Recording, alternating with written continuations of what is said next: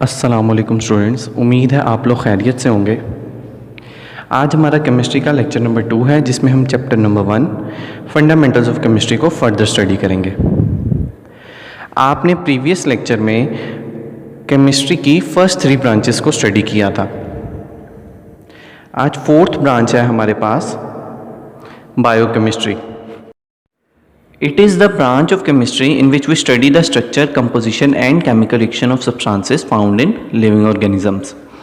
Chemistry की एक ऐसी ब्रांच जिसमें हम हर उस केमिकल को स्टडी करें जो कि जानदारों में यानी लिविंग ऑर्गेनिजम्स में पाया जाता है, हम उसको बायोकेमिस्ट्री कहते हैं।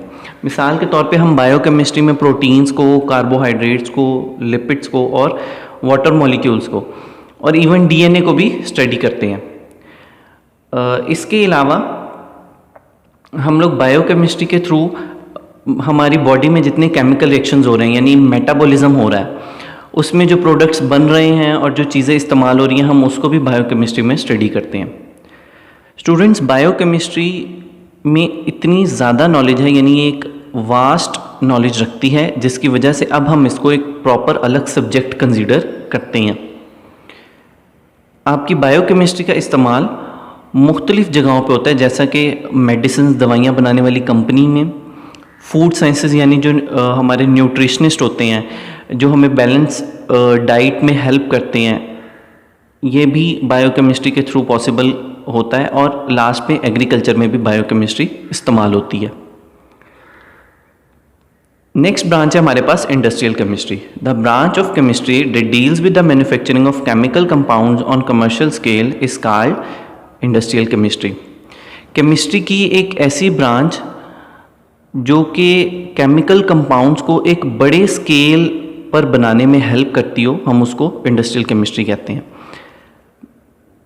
केमिकल कंपाउंड से मुराद हम बहुत से केमिकल्स जैसे कि oxygen, chlorine, nitrogen, ammonia, caustic soda, sulphuric acid, ये नेम्स आपके मेंशन है आपके टॉपिक में।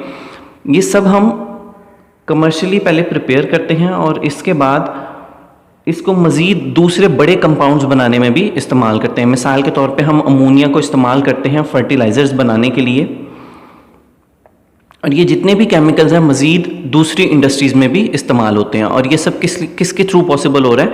इंडस्ट्रियल केमिस्ट्री के थ्रू पॉसिबल हो रहा है। स्टूडेंट्स, नेक्स्ट टॉपिक है हमारे पास nuclear chemistry. Nuclear chemistry is the branch of chemistry that deals with the radioactivity, nuclear processes and properties. Chemistry की एक ऐसी ब्रांच जिसमें हम रेडियो एक्टिविटी को और न्यूक्लियर प्रोसेसेस को स्टडी करें, हम उसे न्यूक्लियर केमिस्ट्री कहते हैं। सबसे पहले ये देख लेते हैं कि रेडियो एक्टिविटी क्या है और न्यूक्लियर प्रोसेसेस क्या है। स्टूडेंट्स, कुछ एटम्स ऐसे होते हैं जो अपने अंदर से हर वक्त रेज को इमिट करते हैं। वो रेज हाईली एनर्जेटिक होती हैं, यानी उनमें बहुत ज़्यादा एनर्जी मौजूद होती है, और वो एनर्जी रिलीज़ करने से यानी वो रेज रिलीज़ करने से एटम खुद जो है वो स्टेबल हो जाता है। इस प्रोसेस को हम रेडियो एक्टिविटी कहते हैं। यानी कि जो रेज इमिट करने की प्रोसेस है, खुद को स्टेबल करने के लिए हम उसको क्या कहते हैं? रेडियो एक्टिविटी कहते हैं। जबकि न्यूक्लियर प्रोसेसेस हमारे पास 2 तरह की होती हैं। पहली न्यूक्लियर प्रोसेस है न्यूक्लियर फिशन और दूसरी है न्यूक्लियर फ्यूजन। न्यूक्लियर फिशन में हमारे पास एक न्यूक्लियस मज़ीद 2 न्यूक्लियस में तकसीम हो जाता है, जबकि न्यूक्लियर फ्यूजन में हमारे पास 2 छोटे न्यूक्लियस मिलके एक बड़ा न्यूक्लियस बनाते हैं। लेकिन स्टूडेंट्स, आपने हमेशा ये याद रखना है, ये दोनों न्यूक्लियर प्रोसेसेस में हमारे पास बहुत ज़्यादा एनर्जी रिलीज़ होती है और हम इस एनर्जी को एटॉमिक एनर्जी का नाम देते हैं। ये एटॉमिक एनर्जी बहुत से पर्पस के लिए इस्तेमाल होती है, जैसे कि हम इस एटॉमिक एनर्जी से इलेक्ट्रिसिटी को जनरेट कर सकते हैं। और न्यूक्लियर केमिस्ट्री हमें इस एटॉमिक एनर्जी को स्टडी करने में और फिर इसके मुख्तलिफ यूजेस को स्टडी करने में हेल्प करती है। नेक्स्ट ब्रांच है स्टूडेंट्स हमारे पास environmental chemistry. It is the branch of chemistry in which we study about components of the environment and the effects of human activities on the environment.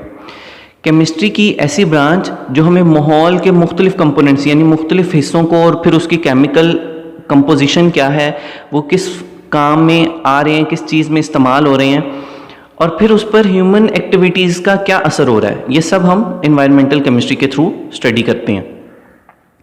मिसाल के तौर पे आप लोगों ने 8th क्लास में ग्लोबल वार्मिंग को स्टडी किया, एसिड रेन को स्टडी किया, ये सब हमें किसके थ्रू स्टडी पॉसिबल हुई? एनवायरमेंटल केमिस्ट्री के थ्रू। हमें मालूम हुआ कि ग्लोबल वार्मिंग किस वजह से हो रही है, माहौल में जो गर्मी बढ़ती जा रही है, हमारा ग्लोब का टेम्परेचर इंक्रीज होता जा रहा है, वो किसकी वजह से हो रहा है? ह्यूमन एक्टिविटीज़ के थ्रू कार्बन डाइऑक्साइड बढ़ने की वजह से हो रहा है। ये हमें एनवायरमेंटल केमिस्ट्री के थ्रू पता लगा। लास्ट ब्रांच है हमारे पास analytical chemistry. Analytical chemistry is the branch of chemistry that deals with the separation and analysis of a sample to identify its component. Chemistry की एक ऐसी ब्रांच जिसमें हम सैंपल, जो हमें चीज़ प्रोवाइड की गई है, जो चीज़ हमारी अंडर स्टडी है, उसके कंपोनेंट्स यानी उसके मुख्तलिफ हिस्सों को सेपरेशन करने में मदद करे और फिर उसके कंपोनेंट्स के एनालिसिस करने में हेल्प करे, यानी उन पे स्टडी करने में हेल्प करे, हम उसको एनालिटिकल केमिस्ट्री कहते हैं। स्टूडेंट्स, आप लोगों ने यहाँ पे ये बात याद रखनी है कि एनालिसिस की 2 टाइप्स होती हैं। पहली टाइप होती है क्वालिटेटिव एनालिसिस और दूसरी होती है क्वांटिटेटिव एनालिसिस। क्वालिटेटिव एनालिसिस में हमें हमेशा सैंपल की क्वालिटी का पता लगता है, मतलब कि वो ठंडी है या गर्म है, मीठी है या कड़वी है, इस तरह की खसूसियात जो है हमें क्वालिटेटिव एनालिसिस के थ्रू पता लगती हैं। जबकि क्वांटिटेटिव एनालिसिस हमें क्वांटिटी को कैलकुलेट करने में हेल्प करती है। मिसाल के तौर पे हमें पता लगा कि वाटर का मैस जो है वो 18 ग्राम है, ये किसके थ्रू पता लगा? क्वांटिटेटिव एनालिसिस के थ्रू। यानी कि स्टूडेंट्स, क्वालिटेटिव एनालिसिस में हमें क्वालिटी और क्वांटिटेटिव एनालिसिस में हमें क्वांटिटी का मालूम होता है। इसकी एक और एग्जांपल कंसीडर करते हैं।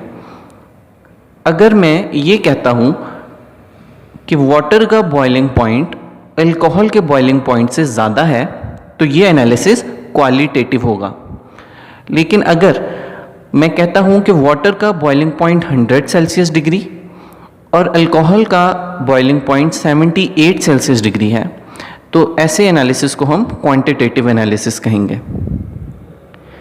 स्टूडेंट्स, आप लोगों ने हमेशा ये बात याद रखनी है कि क्वांटिटेटिव एनालिसिस क्वालिटेटिव एनालिसिस से ज़्यादा एक्यूरेट होता है, क्योंकि इसमें हमें एक फिक्स नंबर मिलता है।